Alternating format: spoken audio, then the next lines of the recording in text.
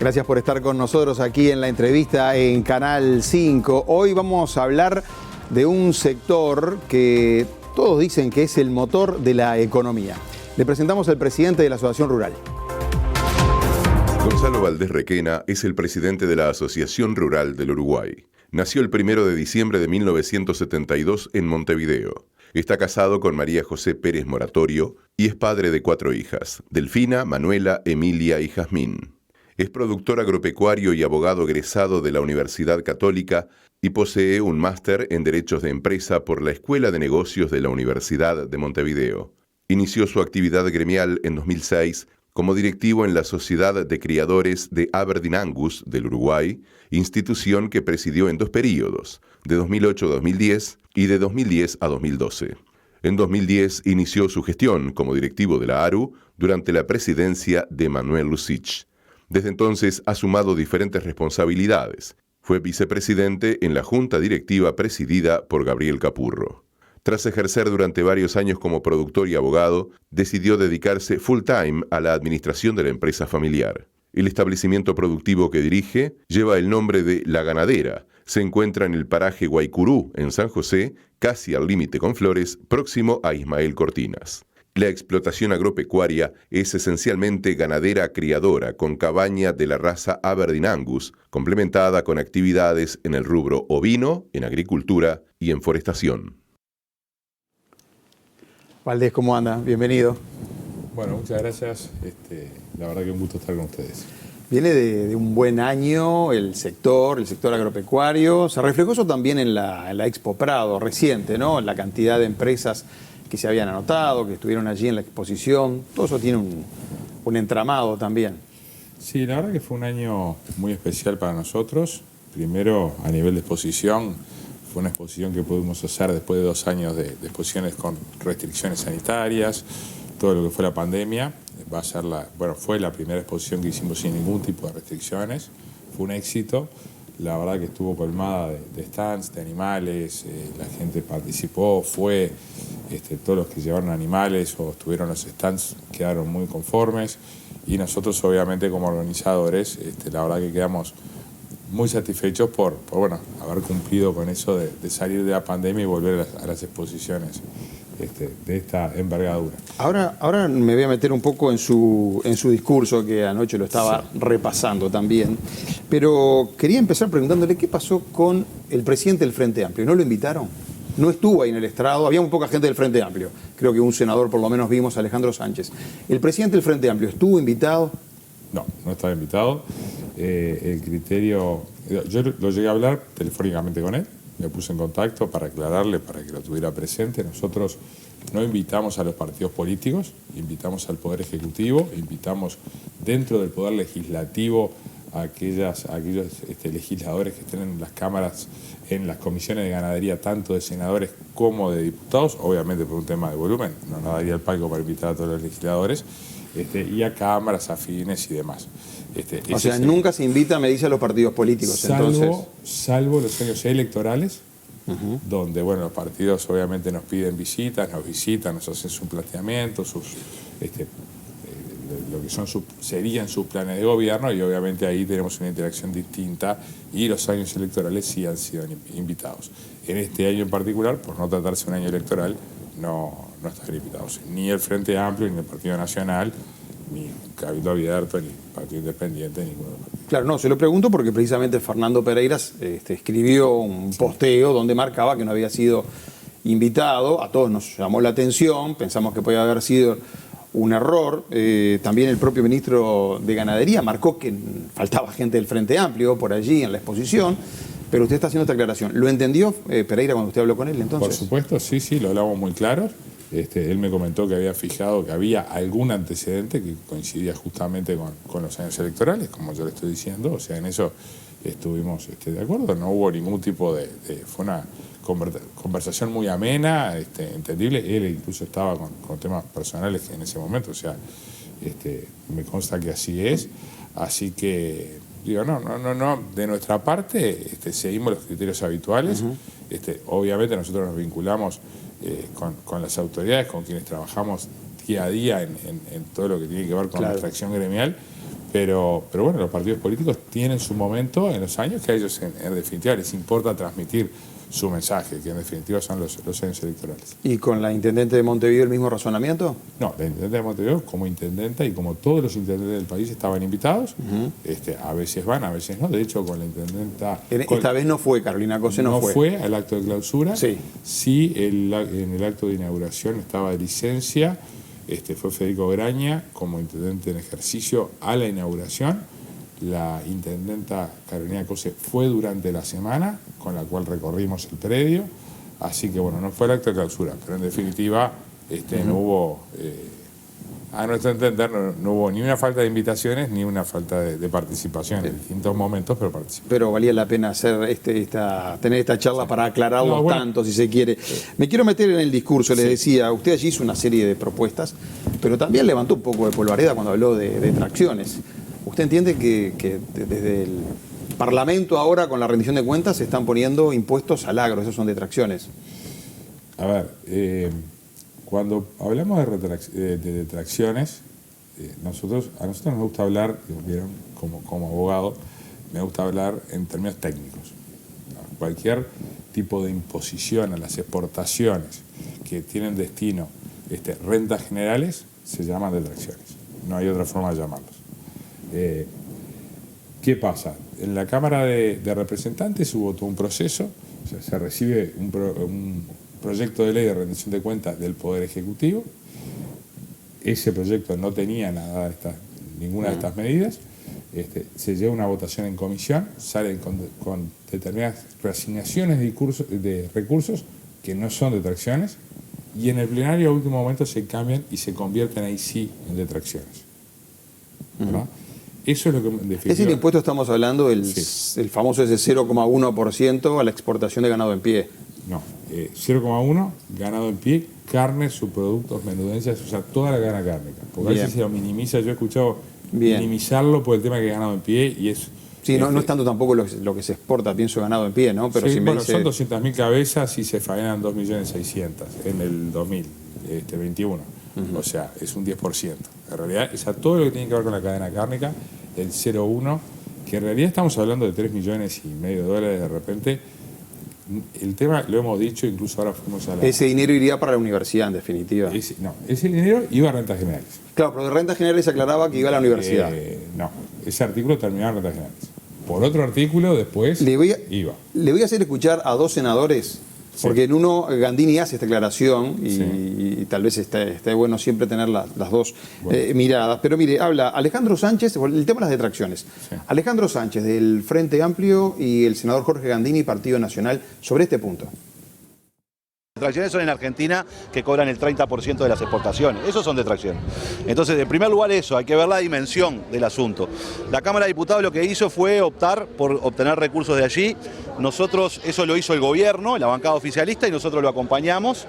En el Senado nosotros pensamos de que uno tiene que equilibrar, tiene que ver justamente el sector agropecuario le está yendo bien y tiene que ser solidario con otros sectores que además después se va a beneficiar porque los recursos que salieron de allí fueron a la inversión de ciencia y tecnología que luego después repercute justamente las innovaciones que nos permite acceder a los nuevos mercados. No lo es, de hecho, porque parece retracción porque va a rentas generales. Pero de rentas generales ya la propia ley dice que se aplica y lo transfiere a rentas generales a otros sectores de la ciencia y la tecnología. Es decir, que rentas generales hace una especie de intermediario.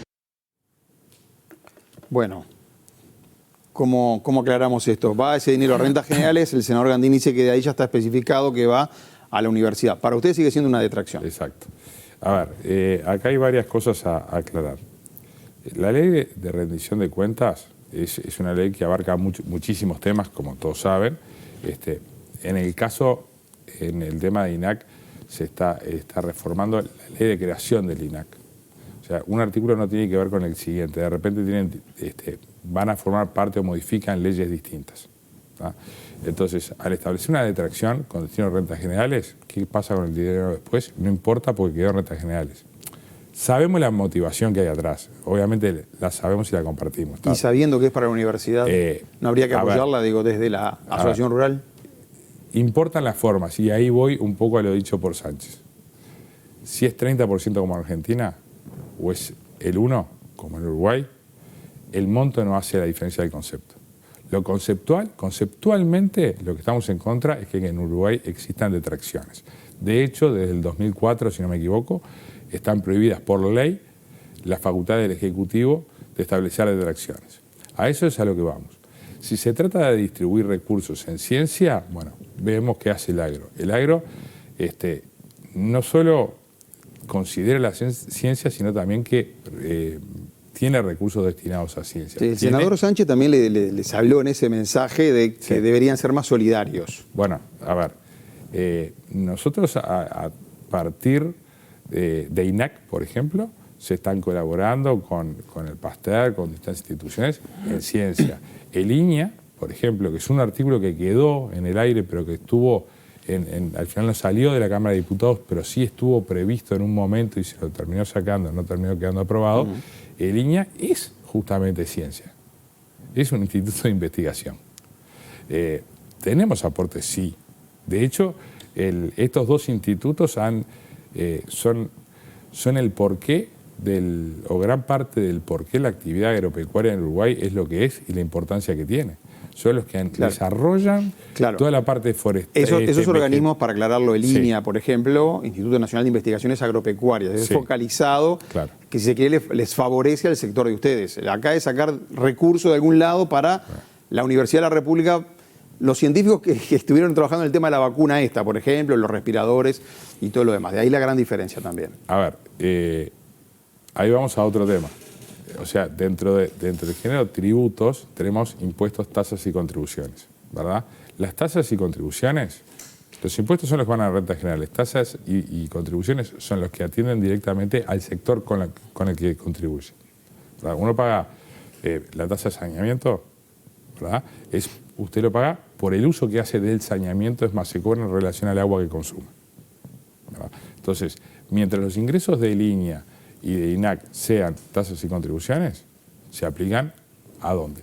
Al recurso a quien lo proveyó, que en definitiva es el sector agropecuario. Digamos, es un aporte de los productores que genera ciencia y tecnología que va, en definitiva, en beneficio no solo de los productores, sino del país en general, porque en definitiva sabemos que el agro es el motor de la economía por naturaleza, ya que es el responsable del 80% de exportación. Claro, acá el concepto político me parece que está detrás es si el sector agropecuario, que por suerte les está yendo bien, además, sobre todo en este último periodo les está yendo muy bien, si no deberían colaborar más, ser más generosos, si se quiere, con el resto de la población. El tema es cómo se mide la colaboración. Esa es mi gran pregunta, porque nosotros, a ver, si uno va a los estudios económicos, que no soy economista, así que... Usted es abogado. Soy abogado, pero de economía toco la guitarra de casualidad. Está estudiado que el agro multiplica o transfiere por cada unidad monetaria el 6,2 en aumento en los distintos sectores de la economía, ¿verdad? Tanto hacia adelante y hacia atrás. Si el agro existe, y por ende existe la industria frigorífica, por ejemplo. El agro existe y tiene atrás a los servicios agrícolas, transporte y demás, ¿verdad? Entonces, la gran contribución que hace el agro es ese poder multiplicador que tiene hacia toda la economía. De hecho, si uno analiza lo que era el interior del país antes del boom de la soja en el 2003, 2004, el interior era una cosa. El agro se desarrolla en función del boom sojero, y hasta el día de hoy, el interior cambió. ¿Por qué? Porque el motor del agro, el motor del sector sojero empujó tanto que transformó el interior. Sí, usted dijo en el comienzo de su discurso, habla de 270.000 puestos de trabajo. Exacto. Genera el sector, directos, indirectos, todo lo demás, ¿no? Exacto. O sea, que va un poco de la mano de ese multiplicador, o sea, considerando el mismo criterio. Y en estos conceptos, a veces políticos, y usted es abogado y está explicando muy bien, a veces desde el punto de vista legal, pero hay conceptos políticos también. ¿Usted cree que hay una división, una especie de brecha entre campo y ciudad? Espero que no, quiero que no. La realidad, le pregunto yo. Otra cosa es lo que cada uno de nosotros... Espero que no. Hay quienes en determinados momentos la fomentan. ¿Quién? ¿Del sector político?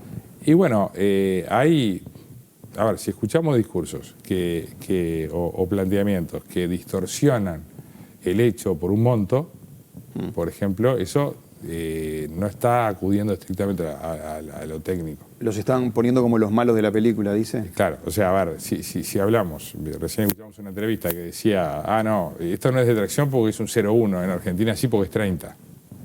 Digo, el azul es azul porque es azul, no es porque sean 2 o 3. O sea, entonces ahí es donde se genera un poco, cuando dice el agro no colabora. Bueno, pero analicemos en qué sí colabora. Bueno, pero por ejemplo también usted, ahí entre las cosas que criticó está el subsidio del boleto de pasajeros, que es un dinero que va al gasoil, o sea, se le impone al gasoil y de ahí se saca para el subsidio del boleto. Claro. Y usted critica eso. Los que lo ven desde la ciudad, pónganse de este lado el que se sube al ómnibus también y que paga el boleto y que le cuesta, dice, ¿por qué están en contra de ese subsidio que parece que es bueno para, por lo menos para todos los que usan el sistema ese de transporte, que son los más vulnerables en definitiva? Está buena la explicación a esa pregunta. No nos oponemos al subsidio, como tampoco nos oponemos a las soluciones que se le estaban dando para la Universidad de la República, Hospital de Clínicas y demás en la rendición de cuentas. Estamos de acuerdo con esos subsidios. Lo que entendemos es que no tiene sentido o no tiene por qué recaer sobre solo un sector de la economía, en este caso el agronegocio, como tampoco podría recaer sobre la industria, sobre el turismo, sobre la contribución. Pero recae sobre el gasoil. Todos los que usan gasoil. Estoy hablando de los subsidios en general. Bueno, pero yo le estoy hablando del subsidio del boleto, que sale del gasoil. Es lo mismo. El subsidio al transporte colectivo de pasajeros, que está destinado al gasoil, ¿verdad? Hay un sector de la economía que es el que colabora exclusivamente con el transporte de pasajeros. Nosotros entendemos que está bien si se entiende que las necesidades de la sociedad implica, o sea, hacen necesario ese subsidio, bueno, lo subsidiamos entre todos, entre toda la ciudadanía, por ende de rentas generales. No desde el impuesto del gasoil. No desde el gasoil que va básicamente al sector productivo, pero como tampoco podría ser, como lo digo para el agro, lo digo para otro sector. De hecho, en el discurso hablamos del LATU. De la tasa de LATU también lo hablamos. Sí. El LATU no tiene una relación directa con nosotros, pero no podíamos obviarlo porque en definitiva tenían la misma naturaleza que lo que estaba pasando con INAC. O sea, defendimos el no uso de un sistema que entendemos... Lo que pasa es que cuando se dice rentas generales parece que es una caja mágica llena de dinero y no es así. Si no se le aporta recursos a rentas generales, en este caso con un impuesto al gasoil, rentas generales no tiene nada tampoco para aportar, digamos. Por eso ustedes critican ese impuesto en particular y desde Montevideo, me pongo del otro lado, ¿no? Y digo, bueno, y ahí es donde están estas cosas de campo-ciudad, que capaz que generan malestar. Bien, pero si usted se fija, usted me dice, visto desde Montevideo, perfecto. Pero ¿Digo Montevideo o Paysandú, Ciudad? Bueno, no están los ómnibus, ¿no? A ver, sí. En el interior hay conciencia, las ciudades del interior claramente, tanto ciudades capitales como pueblos, villas, son conscientes del aporte del agro en su vida. Digo, es algo que lo tienen a la vista y saben perfectamente de qué dependen esas sociedades, esas ciudades y esos pueblos, ¿no? Si uno mira el transporte de pasajeros, o sea, el impuesto que recae sobre el gasoil, también influye al de Montevideo. Porque no solo influye a la hora de siembra, cosecha, sino también influye sobre el transporte hacia Montevideo de las mercaderías. O sea, uno cuando tiene un litro de leche en la heladera, está pagando, en definitiva, el gasoil yendo para atrás, el gasoil que viene, bueno, la industria obviamente, pero del transporte de la leche hacia la industria. El consumidor termina pagando todo, en definitiva. Exacto. Porque los cargos, o sea, el dinero se traspasa para otro lado, en definitiva, ¿no? Se carga. Está bien, pero yo quería la lectura, si se quiere, porque... Pero, perdón, sí. Lo que nosotros defendimos, básicamente en el discurso, es que no es conveniente para el Uruguay que se fijen distracciones. Del sector que sea, o sea, hablando de... justo ahora puntualmente estamos hablando de esto, pero defendimos la no imposición de detracciones como conciencia Uruguay. Claro. Yo le preguntaba porque a veces uno tiene la visión de acá, de hablar con los gobernantes acá en la capital. Usted creo que está bastante tiempo también en Montevideo, o sea, conoce de cerca. Más allá usted tiene el establecimiento rural y debe ir, ¿no? Bastante a trabajar allá. Y queda esa cuestión campo-ciudad. yo pensaba, cuando se va a dragar el puerto de Montevideo ahora, a 14 metros, bueno, la verdad que la enorme mayoría de los uruguayos nunca pasaron por el puerto ni subieron un barco, pero es una necesidad que tiene el país, capaz que tienen ustedes, los exportadores. Con generosidad se decide que se necesita dragar el puerto, o se decide que hay que hacer determinadas rutas. Y capaz que esos uruguayos no utilizan tampoco esas rutas. Sin embargo, los que se suben al ómnibus también están subsidiando todo ese tipo de obras grandes, aunque salga de rentas generales. Sí, a ver, los subsidios para nosotros tienen que recaer, en la medida que sean subsidios, tienen que recaer de toda la población en general. Cuando uno recarga un sistema en favor de otro, es donde se provocan los desequilibrios. Es simplemente eso, no es más. Habló de, en otro tema, habló de, porque así lo voy llevando por varias áreas, habló de revisar, ese fue el término que utilizó, revisar el Mercosur. Lo dijo muy ahí al pasar. ¿Qué significa para ustedes revisar el Mercosur? Ya sabemos los problemas que tenemos con Argentina, sobre todo, con Brasil. Bueno, zafamos ya de los puentes cortados, ¿no? Que no fue hace tanto tiempo tampoco. Fue muy duro. Revisar el Mercosur para la ARU, ¿qué es? Para nosotros, a ver, estamos frente a hechos, ¿no? O sea, nosotros estamos frente a un bloque que venimos teniéndose hace muchos años, un bloque que venía negociando con la Unión Europea un tratado de libre comercio, un bloque que ese tratado nos anunciaba que estaba prácticamente firmado a finales del gobierno anterior. Sí, sigue medio trancado eso. Nos llegaron a informar que estaba firmado. Sí, pero vio que seguimos en la misma, ¿no? Lo cierto es que hoy que no hay nada firmado, que estamos atrás de eso y que no hemos visto avances, ¿verdad? Las trabas puede ser un país, otro, no importa, no le pongamos nombre. Lo que a nosotros sí nos interesa es que el Uruguay se abra al mundo. Por eso, desde que el presidente Lacalle Pou anunció la intención de flexibilizar el Mercosur y avanzar sobre terceros países, lo apoyamos de la rural, dijimos, sí, acompañamos. No es irse del Mercosur.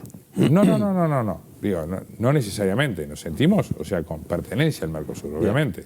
Digo, pero sí vemos la necesidad del Uruguay imperiosa de salir al mercado a buscar esos mercados.